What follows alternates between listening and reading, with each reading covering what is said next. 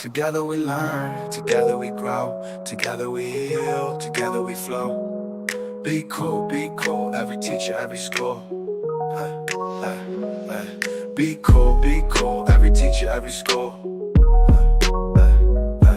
Be cool, every teacher, every school. Be cool, every teacher, every school. Be cool, every teacher, every school.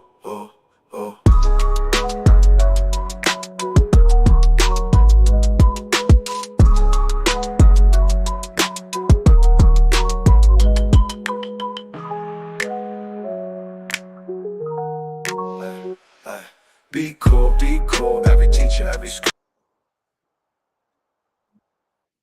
Good evening, everyone. My name is Todd Scholl. I serve as the lead learner for the SCEA Center for Educator Wellness and Learning.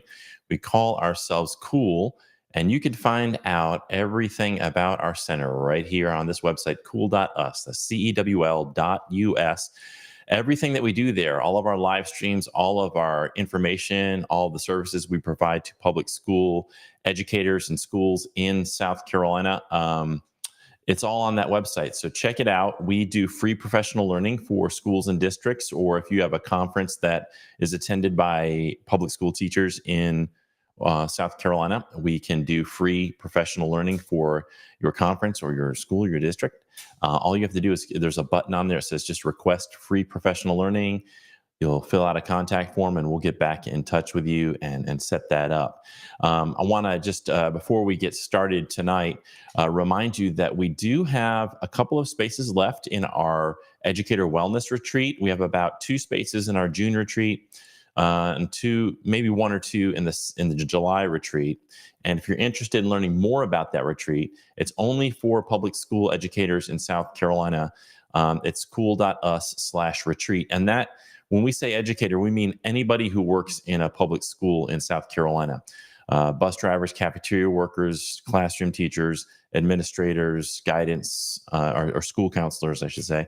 And anybody who works in the building is eligible to attend that retreat. So I want to encourage you, that should be sold out pretty soon. And I also want to remind you that we are brought to you by the South Carolina Education Association and NEA. We operate under a grant from the National Education Association, and we work closely with the state affiliate, the SCEA. And if you are interested in joining the SCEA, you can do it right here on this link.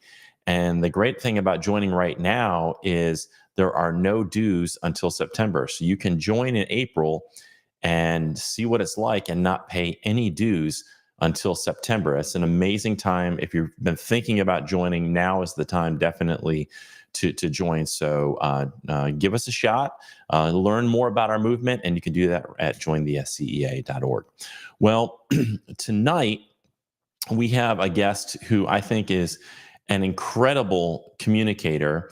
I happened to see her videos on TikTok. I was scrolling through TikTok like I do sometimes, and happened to see some of the videos that she was doing and thought they were really incredible, really important information that she's sharing. And she's doing a great service really for public education in South Carolina by advocating for a lot of the things that we've been advocating for at the SCEA. Her name is Tayler Simon. She's the owner of Liberation is Lit, a bookstore that aims to spark collective action for liberation and community building among readers and book lovers by promoting stories from intersectional experiences. Through Liberation is Lit, she also provides self-publishing book coaching to writers from historically marginalized identities. She has self-published 3 books: Phases, Poems, Writing Our Truths, a guide to self-publishing for BIPOC writers, and Love and Other Forms of Heartbreak. Tayler has previously worked in the interpersonal violence prevention field for 8 years. She is passionate about promoting social liberation and bringing an anti-oppression lens to all industries, institutions, and fields, especially through the power of transformative stories. So please welcome Tayler Simon. How are you tonight, Tayler? I'm great. How are you? I'm doing great. So other than I've had this cold going on for a couple of weeks, and I'm kind of over the worst parts of it. But please forgive me if I'm sniffling a little bit. I think part of it also is all this pollen out there is also messing with my allergies. So Yeah, I've been rubbing my eyes and I'm just like, oh gosh, usually pollen doesn't affect me that bad, but I don't know what it is about this super pollen out here, but my eyes are itching and my right. throat's itching. So I definitely understand. Okay, thank you. Well, we'll power through it together. Um, you heard me read your bio. Is there anything that you'd like to share with folks who might be watching that wasn't included in the bio? No, pretty comprehensive about me, unless you want to know like my social security number and my astrology sign, which is Cancer, by the way. I won't share my social security, but yeah, that's basically me. Okay, so let's start with how did you get connected with the idea of liberation and intersectionality, and in particular with books? How did that journey start for you? Yes, so I've always been a reader. I remember reading books before I could even read books. I would have my little Disney audiobooks on my cassette tapes and listen to the stories and turn the page when it was time to turn the page. And books have always been just a part of my life. And so has writing. And I wanted to start getting serious about writing around 2019. So I was like, well, every writer needs a blog. And so I was asking a friend, what should I start a blog about? And I had recently fallen back in love with reading. And I was like, okay, I'm going to start a book blog. And it became more than just, okay, this is the book this is whether or not I liked it or not. It became, this is what I've learned from reading a story from a different community. This is what I've learned about a particular issue. And this is how this story inspired me to learn more about issues and get activated and share these things with other people. So I started that blog, and I also, while working with survivors of sexual assault and domestic violence, I saw the power of the Me Too movement, the power that stories had to bring community together, but also change the narrative about how we talked about something such as sexual assault.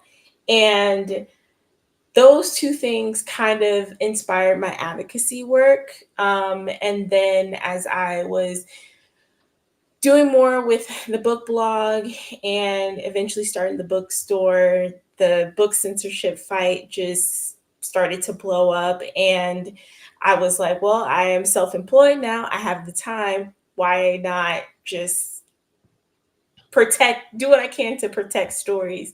Because Liberation is Lit particularly highlights the stories of Black, Indigenous, people of color, LGBTQ plus, and disabled writers in order to foster connection and empathy and just bring in the humanity from these huge controversial issues. How can we bring back the humanity?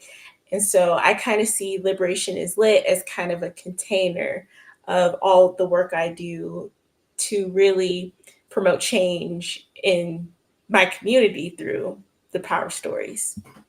That's great. I think one of the when you're talking, I'm thinking about like how do we cultivate empathy?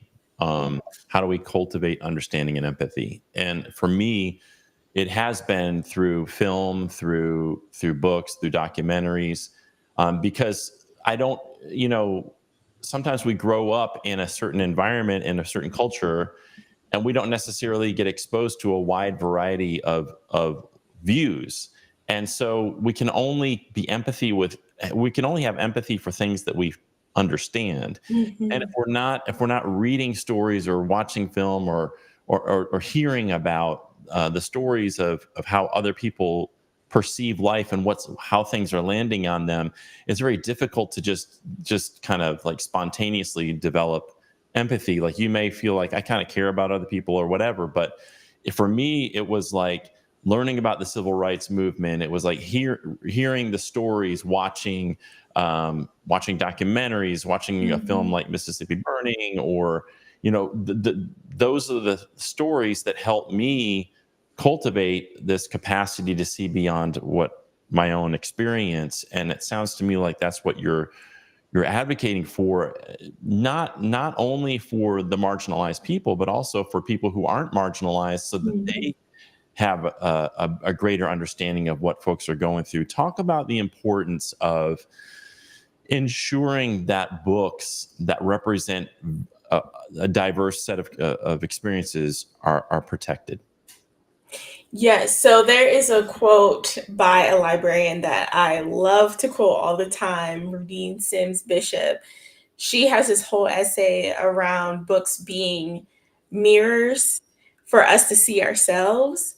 And that's why it's super important for the kids who are Black and brown and all sorts of ethnicities, and the kids with disabilities, and the queer kids, the trans kids. They have representation to see themselves normalized, but also imagine a future where there's so many different possibilities and not just the same possibilities. So that mirror aspect is really important.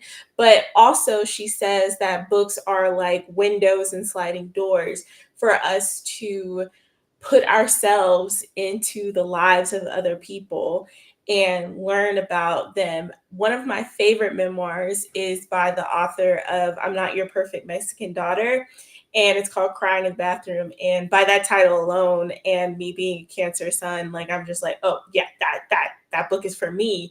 And as I'm reading it, I'm just like, oh my gosh, like she is living my life. But at the same time, I am not Mexican American. I'm not the daughter of immigrants. I didn't grow up in Chicago. Like, I don't have a family. So there's so many identities that I don't relate to Erica L. Sanchez on. But at the same time, like, I still connect to those aspects that I'm like, oh my gosh, like that is my life. And that is the power of stories, where somebody could have a completely different life than you, but you find those ways, those common points of humanity. And that's how you build empathy. When you see somebody go through the same things that make you laugh, the same things that make you cry, you're more likely to feel that connection and that empathy. And that's again why I love stories about messy Black women. And I feel like people are so hard on those stories like Queenie or Luster, where there's a messy Black woman protagonist, like making a lot of mistakes and getting things wrong and trying to figure out her life. And people are just like, well, why didn't she just do this? Or she's just making a bunch of stupid mistakes. Like, they're so hard on Black women in general that they are harsh on even a fictional character. And I love them because they're stories that humanize. Like Queenie, for example. Almost everything Queenie did was because of a trauma response. And when people are just like, I don't know why she acted the way she did, I'm like, did you not read what happened in the first chapter? And so when we're able to kind of have those instances where we can see the full picture of somebody's experiences, we can understand why they make the choices that they do, understand how they find ways for people to love them and be in community with people in ways that we might not necessarily agree with. We can build that humanity because we're coming from a place of understanding, and we see things that are illustrated better through storytelling versus something just straight out of a textbook about this is how this culture acts and values and things like that. When you see the story aspect, you can see like those connections about this is how somebody loves, this is how somebody expresses joy, things like that. When you we've seen over the past couple of years this assault on free speech, and this is like these attempts to and successful attempts here in South Carolina to ban certain books. And I know recently there was a group of 10 books more books they were trying to ban. And you hear about that, and it seems to be escalating. What do you think is really behind that push to remove these books? I do think it is a targeted attempt to erase some communities, because when we erase that representation, when we erase these stories, then we can say these people don't exist, and it's easier for us to dehumanize them. I think of books like Tango and Tango Makes Three, which is about a couple of penguins. I think it's like two male penguins, and they have a baby, and that's like one of the most banned books across the country. And it's not about the thing itself. It's supposed to be normalizing the thing.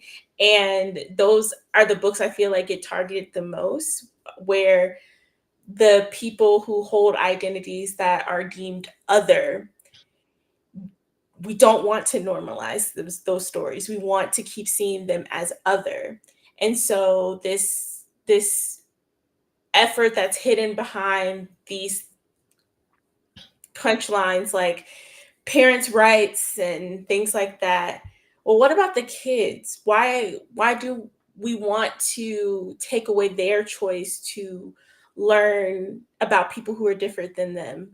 Take away their ability to be curious and to come to conclusions on their own, because of course, a 12-year-old can't come to a conclusion on their own. It's got to be a teacher or a librarian pushing an agenda on them. But we don't. I feel like we don't give kids or young people enough credit, because they are younger human beings, so they may not have like the frontal cortex all the way developed, but they still can make a lot of decisions on their own.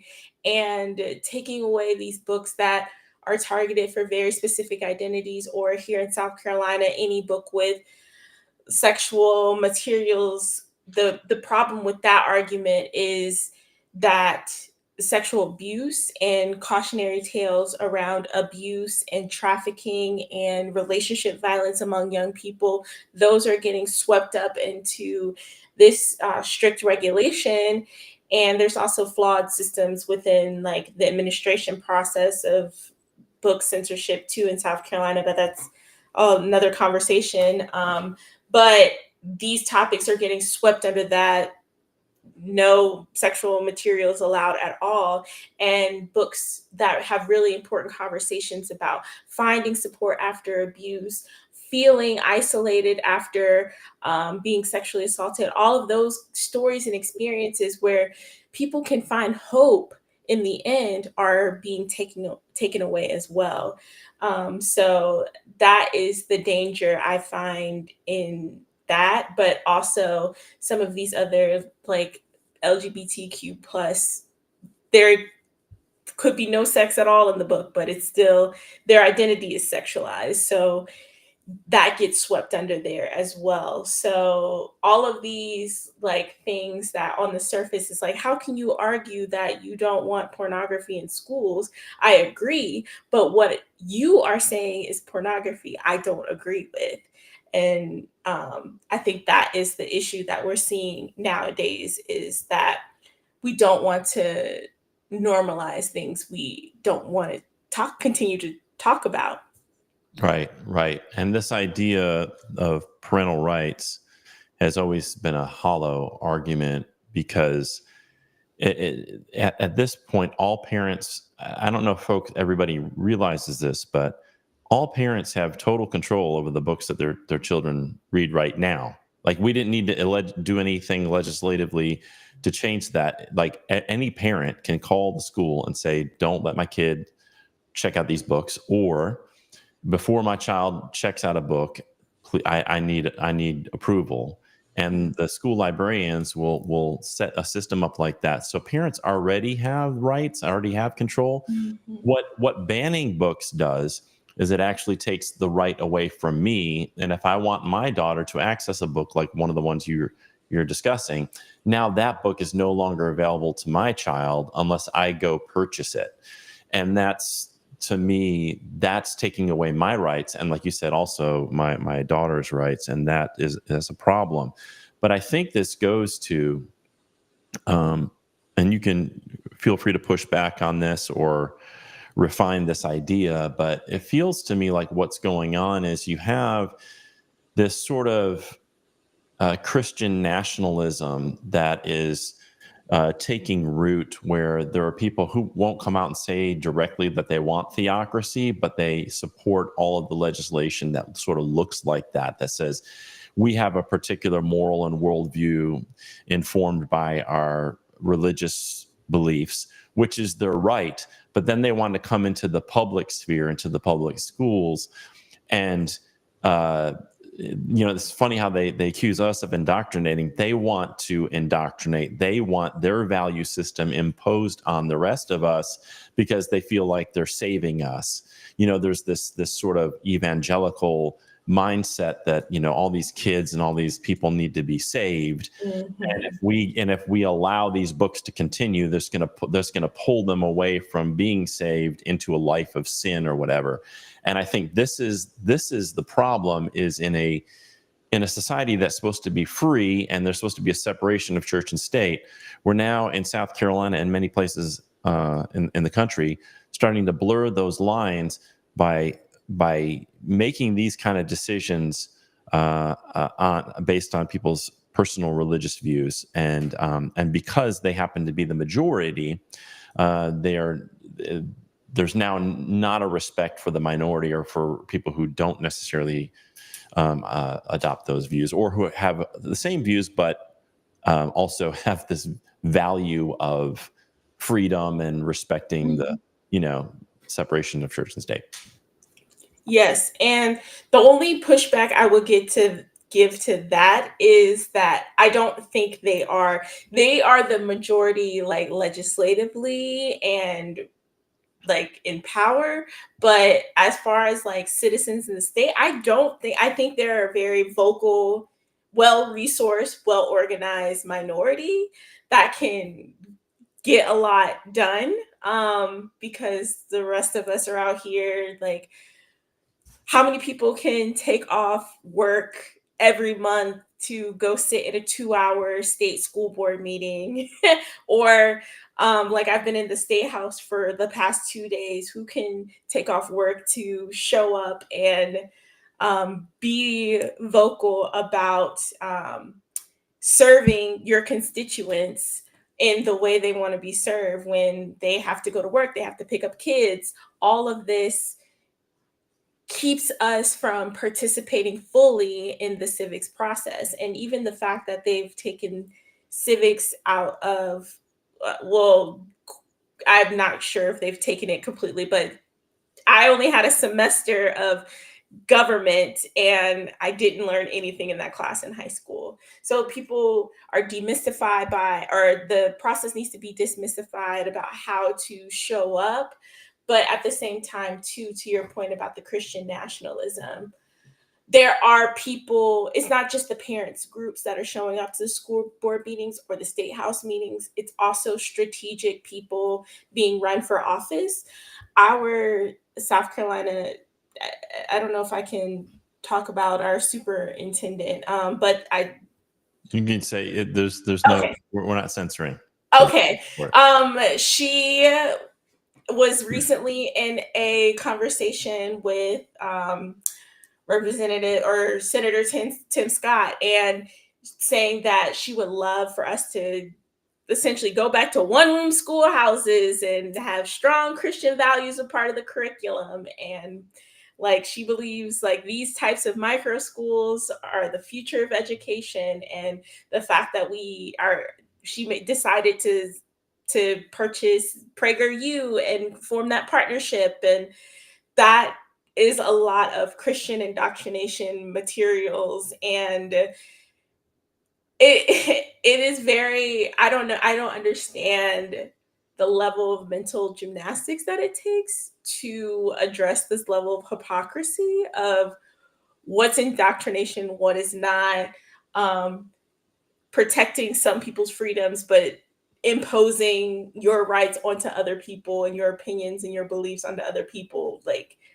sometimes it's baffling to me, but I do agree that overall there is this dangerous wave of really strong Christian nationalism. And I specifically refer to as Christian nationalism because it's totally separate from the original, I don't know, teachings of Christianity. And it's become a way to have social control. And for ultimate social control, you have to start with the education system and controlling what narratives students are exposed to, as well as taking away from their ability to think critically, to question the sources of information that they get, instead of it just being spoon fed to them and just taking everything as fact. Um, just those skills are needed over all age Yeah. groups. Yeah, and they're moving away from teaching novels and teaching reading from a more technical standpoint, or from a nonfiction, which nonfiction's great, but like we talked about earlier, this is the power of story. Is connecting with a character or connecting with a set of circumstances, and then laying that on to your own personal experience, and then learning, sort of growing and stretching yourself as a person and your perspective on how, like we talked about, how life is for other people that have a different lived experience.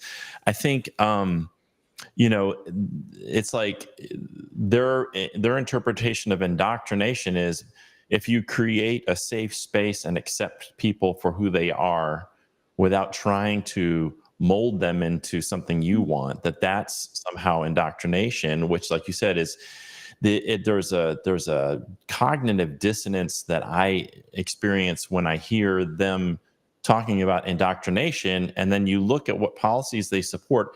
They're actually trying to implement indoctrination, and it is people who respect diversity and respect that, like, a student comes in, and whether they're straight or gay, black or white, whatever, like, I'm going to love and care for them and try to help them reach their greatest potential, and also not judge, and also not, prevent them from reading stories about people who may be like them or who may be different from them. Like, it's like you said, it's about control. This is all about all of these policies are really about control. And I think there's probably two things. I think there is this legitimate, like, people have this moral worldview and believe they're saving Mhm. people. I do think there is that, and, like, trying to give those people the benefit of the doubt. But there also is, I think, this more cynical thing where they use that religious or moral piece as a wedge issue to get people to create division so that more people can vote against their own economic interests. And that's the only way you can get people to vote against their economic interests, is to convince them that CRT is being taught in public schools and it's bad, or that DEI, they won't even name it, but DEI is some boogeyman that to get rid of and to be scared of, and that they're coming after white people, and they're coming after you next, and they're coming after Christians, and there's this persecution Mhm. complex that they try to create, and this fear that they try to gin up, and then people won't vote. They'll vote for politicians who will go and then give tax breaks to billionaires and give them sweetheart deals to move their businesses into the state. Sorry, I went off on a rant there, but talk about the importance of intersectionality and understanding that, because I think sometimes what happens is sometimes we get caught up in our own personal struggle, and we don't see how all struggles are connected like that. A lot of it is economic, and I love what Fred Hampton talked about in this area. For those who haven't explored Fred Hampton's videos, he really gets, to me, is a really powerful person in terms of that intersectional piece. Let's talk a little bit about that. Yes, I think especially nowadays, people think intersectionality means you have to keep up with all the issues, do all of the things, be a part of all of the movements. And to me, intersectionality is more, I mean, it's less about trying to know all of the struggles intimately versus like being aware that because of your specific intersections, you see the world differently. And so, how can we leverage these intersection points to build collaboration? So, that's kind of how I personally use intersectionality in my work. And that's kind of how I see it, even though originally it was more so to illustrate those compounding effects of oppression. Like, as a queer Black woman, I'm not just experiencing like queer issues, not just experiencing Black issues, not just experiencing issues for women. Like, I'm experiencing them all at different points and different pressures. And I think it is a great starting point for just curiosity about how do the issues that affect your personal life connect you with someone else, because you may connect to people at certain intersections but not all intersections. And so for me it's really important to add that lens, because oftentimes we don't know who we're leaving behind because we just don't think about it. And there's often times where I don't think about a lot of things. For example, like I am terrible with putting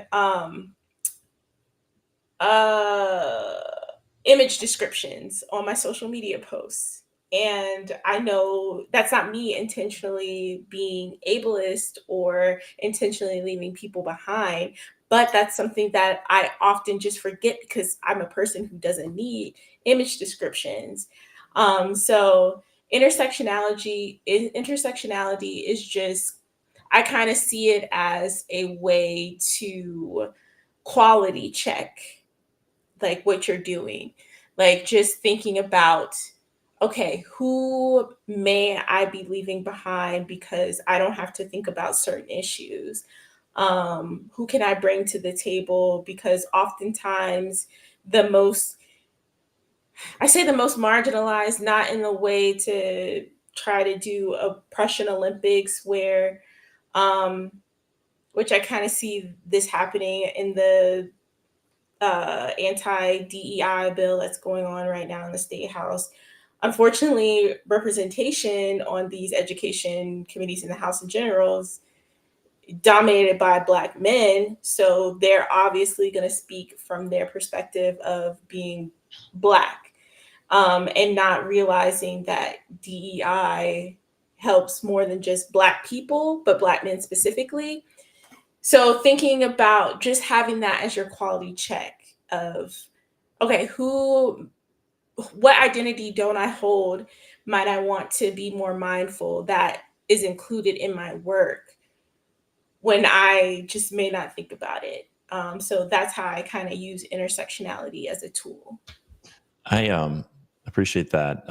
I watched the movie Wicked a couple of months ago, and in the movie, for those who haven't watched it, Glinda, the Good Witch or whatever, she essentially sets herself up as this ally, but it seems like a lot of it's performative and sort of like, I just want to be seen. I'm a good person. And I think that if I'm being really honest with myself, sometimes it's like, I'll display a rainbow flag, or I'll wear a Black Lives Matter shirt or fly that flag outside my house. And sometimes I feel like a little bit like Glenda there. Not that I'm intentionally saying, "Hey, I hope people see that and come up and pat me on the back and say, good job, you're a really good ally." Like, but I think there's probably I fear that sometimes my allyship is sometimes too performative, or at least too reliant on performance, and not enough on an actual meaningful engagement in these issues. Can you help folks like me who, like, our intention is sincere to be good allies, but sometimes other than the performative stuff, we struggle with knowing is precisely how best to help. And we are also, there's a little bit of fear that, like, if I step in too much, then I'm like centering myself, or so there's like all these calculations going on. Like, what to you does good allyship look like? I feel like to me it starts with listening. Instead of us coming in and pretending like we know how to fix a problem of a community that we're not a part of. It goes back to communication and conversation and listening more than you talk. And I feel like allies do or should be doing more work with the people that they kind of align with in privilege versus the people that they're serving. Not in a way of like, don't engage with Black people if you're white, but just recognizing where you take up space. You should be taking up space with the people you align with in privilege and taking more of a listening and learning role from the people who you're trying to be an accomplice with in liberation. Yeah, yeah, and that's a really good point. I appreciate that. I One of the places that I've tried to do that is in social media, which is really exhausting. I recently posted something about Elon Musk and him controlling over $300 billion in wealth, and that I felt like in a country where kids are going to bed hungry, we have homeless veterans, we have people without adequate health care, people of I think it's like 50,000 people die due to being uninsured each year. That seems like a lot of money for one person to have, and then you just have someone, people call me a communist and a socialist, and which I kind of am, but like just like a lot of vitriol and like, you're stupid, you don't understand how that works, and it can be exhausting trying to push back on that. And I know that it sounds really privileged to say I'm exhausted, but I think it's hard for me in the social media space. I think it's hard to do that work, but I think you do it particularly well. And I'd like you to talk to folks who um, would like to use social media, but maybe they don't know where to start, or how they should use it. Like, what would be your advice to somebody? Because I think you do it so well. Like, what would be your advice to somebody who wants to speak out on social media, but kind of doesn't know where to begin or how to manage that? How do you manage it? Something I learned very quickly from Threads is because I never had my Twitter moment, but I learned from the Twitter veterans who came to Threads that your space is your space. And people who, I think the reason why I am so vocal on social media is because I haven't been truly attacked by trolls yet.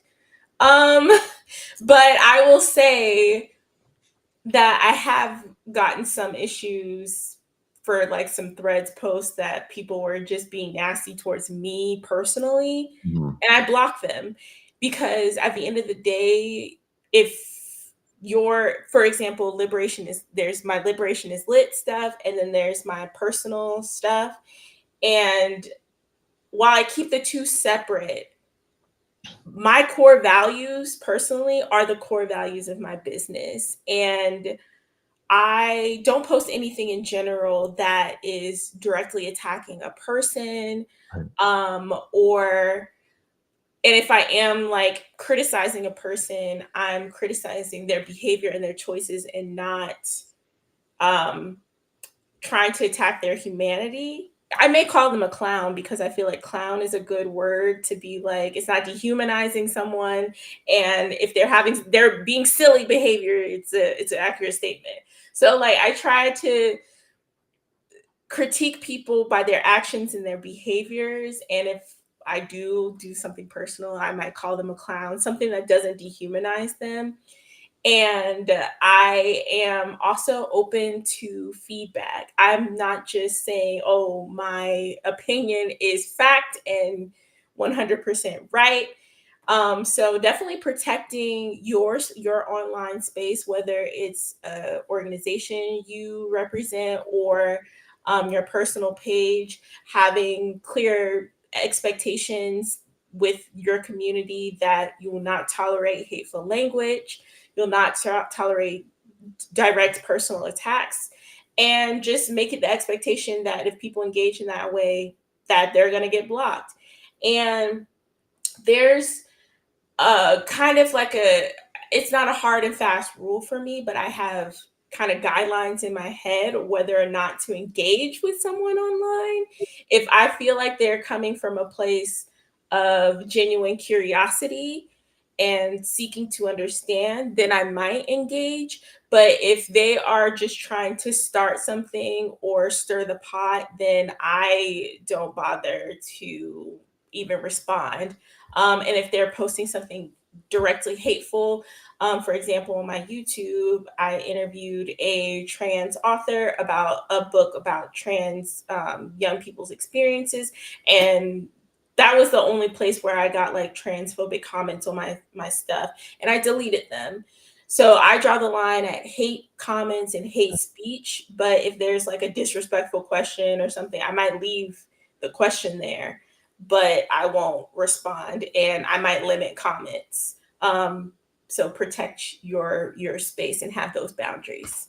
I think all of that is really, really good advice. And I think especially in, this is something that happens a lot is people will move away from like, let's in a curious way discuss this idea and an open mind with an open mind. And I'm going to listen to you, and I'm going to hear what you're saying and respond to it. And then I want to make sure you're reading what I'm saying, and then you respond. We don't have to agree, but once it starts getting into this condescending kind of insulting kind of language, like if you're too stupid to understand this, that to me, like that's when I just am like, I'm not going to tolerate that. And it's immediate. It's a block. The problem is that even in those instances where people are curious, I rarely have ever seen anybody go, you know what, I've thought about it, and you're right. Like, I think I've over time, maybe my opinions have evolved if I hear certain things and I think through them. But I don't. Yeah, I do believe that like the only way to overcome bad ideas is with better ideas. Is to expose people to better ideas, and realizing that I throughout my life, and I'm sure still now, held bad ideas. I still hold bad ideas, and the only way they're going to change is for me to hear or listen or read or be exposed to something that is opposing what my current schema. So that, and I also think sometimes we get frustrated, like we just want to give up because it's not an immediate change. But what we may not see is that person then is going to be exposed to other ideas 7 or 8 times down the road. And then over time, maybe they do change, and maybe they are voting for the right people, and maybe they are thinking about things differently. We just may not see it in the immediate sort of interaction that we're having with those people, but that maybe we sort of planted the seed that will germinate later.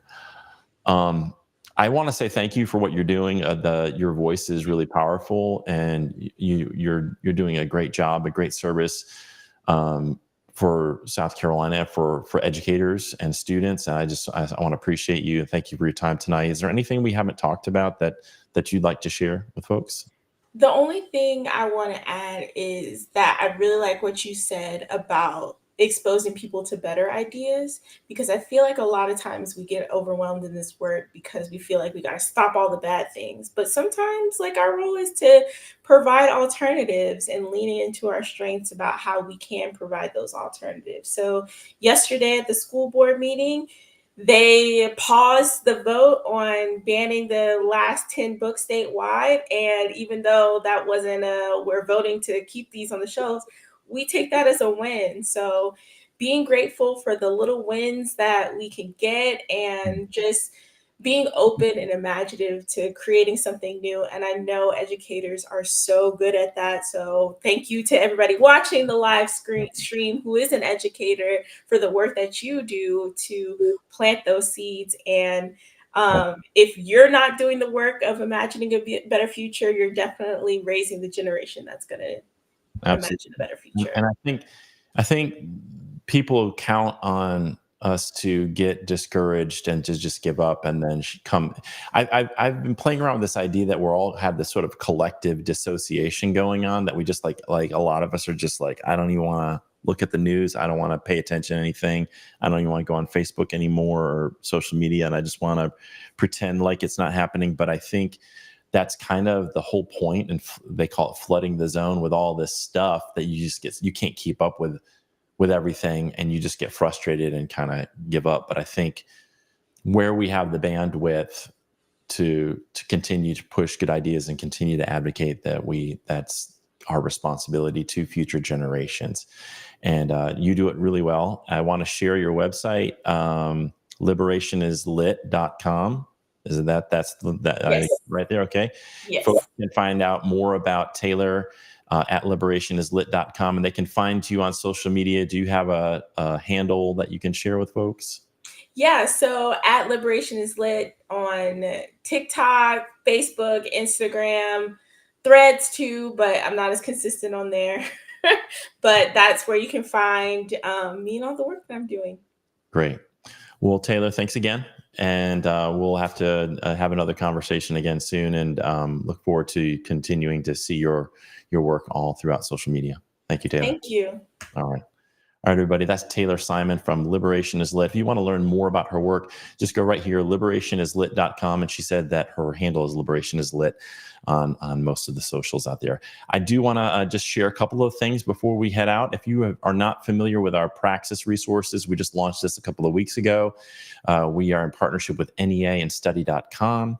We have resources for future educators who need to pass the Praxis. Maybe you're struggling with that, or maybe you're scared you're going to struggle. We have free resources on this website at cool.us/Praxis. If you are an early career educator in your first 5 or 6 years, and you are looking for some support, and maybe you don't feel comfortable going to someone in your school about the issue, you can go to one of our coaches for free at cool.us/coaching. Every Tuesday and Thursday night, we have these 3 incredible educators, Angie Brush, Stephanie Johnson, and Dr. Marcella Weinsnyder. They are online. They will provide you that free, confidential, unbiased support Tuesdays and Thursdays from 6 to 8 o'clock. You just go to cool.us/coaching. You get put into one of the rooms, one of the breakout rooms, and you can meet with them and talk with them and share your experiences and questions, and they will give you that feedback that you need. As I mentioned earlier, before we started, there are a couple of spaces left for our educator wellness retreats. This is a picture from last year's retreat. It is a secular, science-based, trauma-sensitive retreat.